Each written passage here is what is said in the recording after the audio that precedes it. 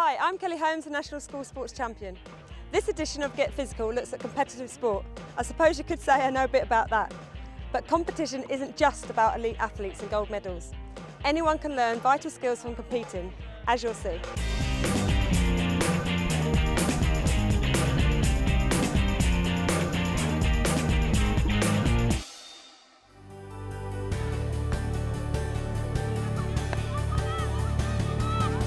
An inter-school match for the girls' first 11 at the Manor School in Mansfield.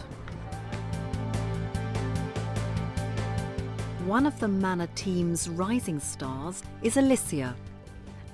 All began in year 5 at my junior school, where the Manor School does inter-competitions where all the junior school in the area come and they can play, and I got into it where the local club, which was North Notts, sent a representative down, and at the end of the tournament, the presentation, there was come to our hockey club if you've enjoyed it and stuff like that. So I started going down there, and I was there for about 2 seasons and went through the juniors level and the ladies level, and got put through to county and then Midlands. I'd like to go to the nationals because that's where you can get picked up by England selectors and eventually represent them in the Olympics. In past decades, attitudes to competitive sport in schools have sometimes been negative, failing to nurture talented young sportsmen and women.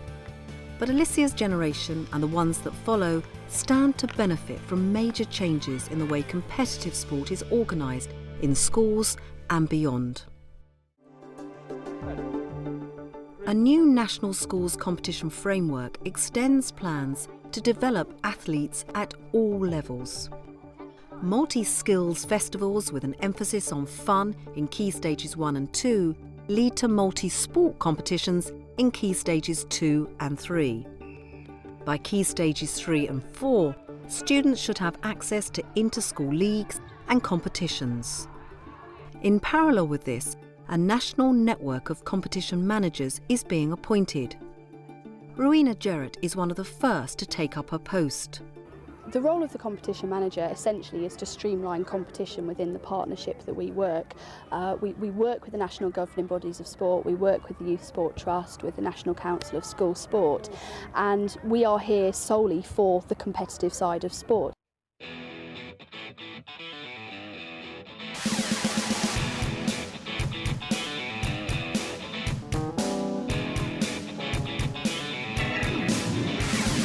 The manager's brief is to work with all concerned to ensure clear pathways from the simplest Key Stage 1 festival to the UK school games and perhaps even the Olympics. But to make the most of new opportunities, schools need to ensure that competition is integrated, appropriate and inclusive. Integration is important for talented athletes like Alicia, the hockey player, or these rugby players from the Manor. School work, school sport and club training combine to place heavy demands on them. The JAE, that's the Junior Athlete Education Programme, can help. As well as competing in high competitions, I do have to have all my schoolwork and I do have to concentrate on that.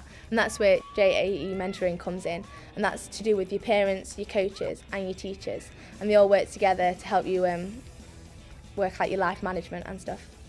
I think it's a little bit easier for me because I'm in sixth form. I get some free periods in which I can do my work, but it is hard. You don't every other spare second you get, you're just trying to cram some work in. Just as importantly, good integration will ensure that school-club links are effective and coordinated. I play with Manor School, started playing with Mansfield. I'm at Notts Links Derby NLD, and I'm at my last year at Leicester Tigers Academy.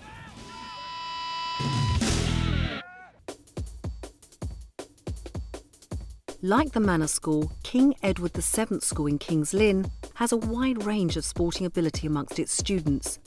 Because we're thinking about competition, I want to think about how we will deal with winning or losing. And the ethos embraces competition, even within lessons. Now we're going to look at how we deal with competition. And competition, we need to think about offence and defence. 5 players here against 5 players there. playing. What are we doing? What are we doing? Within Key Stage 4 itself, what we try to do is operate something called sport education. It's a league-based system, and what you attempt to do is promote the things you're looking for from each group, and you can adapt that depending on whether it's a very able group, a very well-behaved group, or the other end of the spectrum, obviously. And what you do is reward the things you're looking for. May well be awarded points on top of their scores in winning games for the ability to apply the appropriate tactics. And then over a 6-week block, they'll have a position in the league, and competition drives them to do the things that you want them to do within that league. So it's quite an effective, way of teaching at that age group.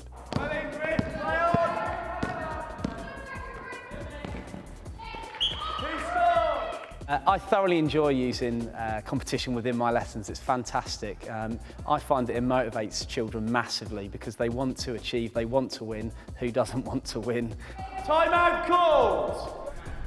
We are winning, but I want to go for man because I really don't want them to get any points back. Zach and then Zach at the back with ring. Okay guys, you've had instructions, let's see it happen then, let's go! If you have competition on an individual level, it's fantastic because rather than comparing to other people, they compare with themselves, which is something we try and promote heavily at this school. So competition at all levels, whether it be against yourself or against other people, is clearly an advantageous tool in physical education.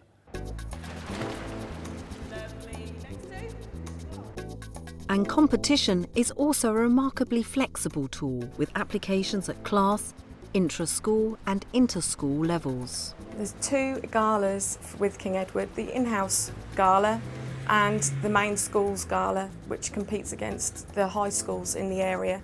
To prepare them for that, we normally start them off racing each other in their own ability groups and then build them up from there so that they're ready for the gala when it comes around. Normally by this age that they'll already be in a club. If they're not, then we pass them on phone numbers, we attend trials for the Warrior Swimming Club, which is our local swimming club. And there we have at least 5 children already who are swimming nationally and at least 6 who are swimming regionally. The King Edward swimmers train hard, but as with all young athletes, it's important to ensure that what they're doing is appropriate. As an experienced director of enrichment and deputy head teacher, Paul Tebay monitors them and makes changes where necessary. The swimmers, for example, train 4 mornings a week from 6 till 8 o'clock. They get to school later than they should do. A little bit of allowance made for that, but of course they're getting very tired, so we need to have a look at how we can balance their lifestyle in and around what they're doing in sport. And that's an important part of what we do, and that programme we think we've got in place and it's working reasonably well. In much the same way, schools need to ensure that competition is appropriate to students' age and stage of development, that it's enjoyable and includes disabled students and others who in the past might have been excluded. It used to be either you would chase them into doing it or you would ignore them and send them to the bottom of the field with a ball and let them kick it around in their own time. But now I think there's much more imaginative sort of activities and programmes are being put forward. King Edward's takes cricket seriously, with training through the winter. And for pupils with special needs and the disaffected, table cricket offers an equally competitive alternative. 4 runs. 6 runs.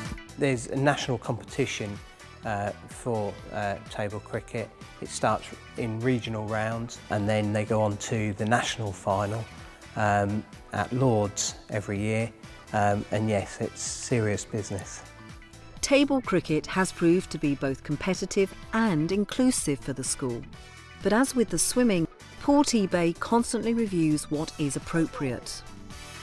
Table cricket, that isn't necessarily a very physical activity, and with the current health agenda we need to look at that. And with that in mind, the school is widening the options to include activities as diverse as judo and cheerleading. 2 runs.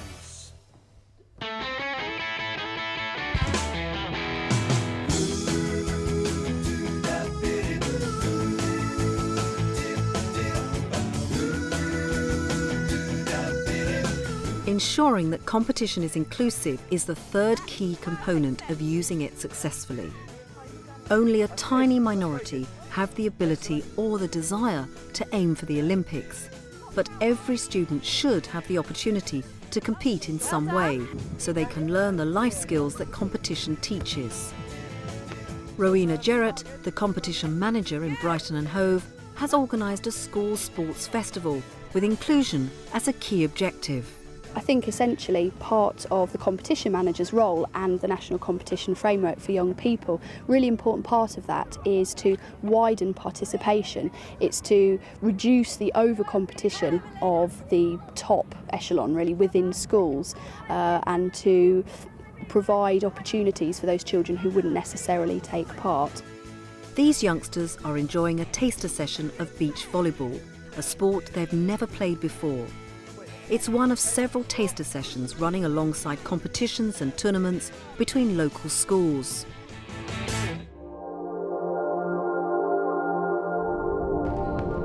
Not far from the beach, over at Dorothy Stringer High School, the Stringer team is gearing up for the Year 9 Inter-Schools Basketball Tournament. It's also part of the festival, and participation is widened by having teams of mixed ability and mixed sex. For some, it's the first time they've played the sport in an inter-schools competition, and even the warm-up leaves them buzzing with anticipation. I think it's amazing. It's really fun. It's like the first time I've played in like a match, and it's just really fun. You know? It's good because you want to win. It's a great atmosphere here today, and yeah, it's really good. It's fun and like competitive.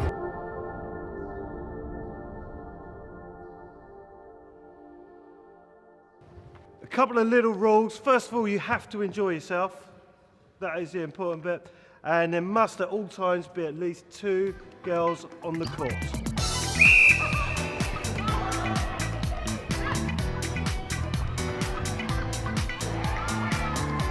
The key, perhaps, to involving everybody is to have tiers of competition. So those children that do play at a high level, they still have the opportunity to do so through their club and through certain competitions at school. But we have other levels of competition that enable the less able or the just less experienced to take part.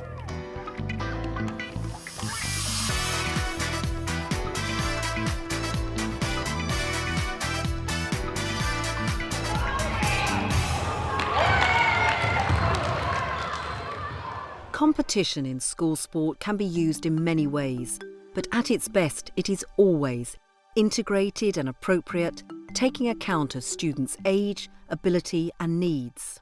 Inclusive, with diverse opportunities that widen participation for all, including disabled students. Challenging, extending students' physical and sporting skills. And is also a tool for teaching life skills like winning and losing that have a value way beyond the sporting arena.